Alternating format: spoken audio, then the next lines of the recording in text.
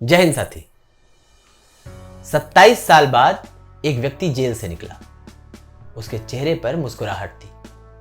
साथियों ने पूछा, 27 साल जेल की काल कोठरी में बिताने के बाद भी आप मुस्कुरा रहे हो? उसने कहा, भारतवर्ष में एक व्यक्ति है महात्मा गांधी, मैंने उनको पढ़ा है। आज उन्हीं गांधी का जन्मदिन है और वो 27 साल जेल में बिताने वाले व्यक्ति नेल्सन मंडेला, साउथ अफ्रीका के पूर्व राष्ट्रपति, जिन्होंने वहां अश्वेतों के लिए, पिछड़ों के लिए, दलितों के लिए बहुत काम किया। खैर, नेल्सन मंडेला पर बात फिर कभी।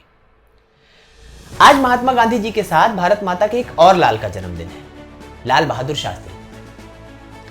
इन दोनों के जीवन में बहुत समानताएं हैं, सादगी में, संघर्ष में, तेवर में। मैं दो घटनाएं बताता हूं। साल 1934 में महात्मा गांधी जी गोलमेज सम्मेलन में भाग लेने के लिए लंदन गए थे।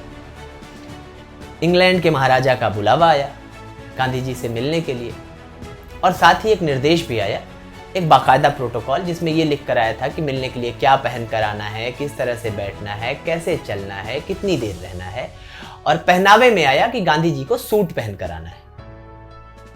खैर, गांधी जी जब मिलने पहुंचे, इनकी बग्घी रुकी तो राजा की आंखें खुली रह गई। राजा ने देखा कि यार वही आधी धोती पहने हुए व्यक्ति, आधी धोती ओढ़ा हुआ है, आधी धोती पहना हुआ है। गांधी जी से उन्होंने पूछा कि मिस्टर गांधी, आपके कपड़े कहाँ गए? गांधी जी ने जो कहा वो हर भारतीय का सीना चौड़ा कर देता है, हर भारतीय का सर फक्र से उठा देता है। गांधी जी ने उस 2/3 दुनिया पर राज करने वाले राजा की आंख में आंख डालकर कहा, सिर्फ मेरे नहीं महाराज, मेरे सारे देश के कपड़े आपने चुरा कर पहन लिए, मैं कैसे कपड़े पहन सकता हूं? ये थे गांधी। शास्त्री जी के साथ भी ऐसी एक घटना हुई सन 1965 में। नेहरू जी के अवसान के बाद दुश्मन देश को लगा, पाकिस्तान को लगा कि अब तो भारत आसान टास्क है, कभी भी जीत लेंगे, कभी भी लड़ लेंगे।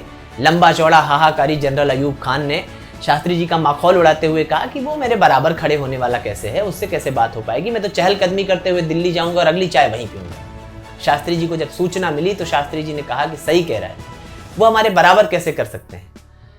जब वो मुझसे बात करेंगे तो सर झुकाकर बात करेंगे, और जब मैं उनसे बात करूंगा तो सर उठाकर बात करूंगा। ये मेरे में और उनमें अंतर है। और जब वो युद्ध हम लोगों ने जीता पाकिस्तान से, और उस युद्ध के बाद 26 सितंबर 1965 को रामलीला मैदान में एक सभा हुई, तो शास्त्री जी ने यह बात मुस्कुराते हुए कही कि जनरल अयूब कह रहे थे कि वो अगली चाय दिल्ली में पिएंगे, यहां मिलने आएंगे। मैंने सोचा कि उन्हें क्यों तकलीफ दें, वो लहीम सहीम व्यक्ति हैं। हम ही टहलते हुए लाहौर तक पहुंच गए और उनसे मिलने चले गए। ये थे शास्त्री जी।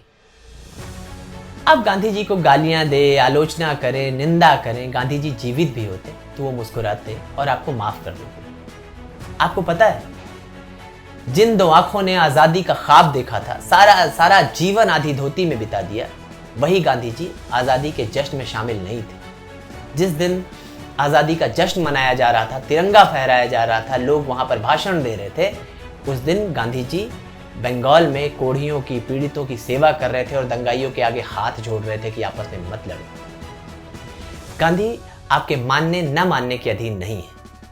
मेरा बड़ों से भी कहना है कि अपने बच्चों को फेसबुक के कचरे से, व्हाट्सएप पे आ रहे फॉरवर्डेड के कचरे से बचाएं। उन्हें किताबें दें, पढ़ने के लिए प्रेरित करें।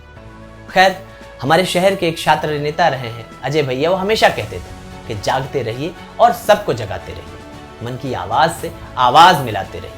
नींद आती है तो तकदीर भी सो जाती है, इसलिए कोई सो न सके गीत वो गाते रहिए कि ले आए हैं तूफान से कश्ती निकाल के, इस देश को रखना मेरे बच्चों संभाल के, ये देश है तुम्हारा, नेता तुम ही हो कल के, इंसाफ की डगर पे मेरे बच्चों दिखाओ चल। जय हिंद, जय भारत।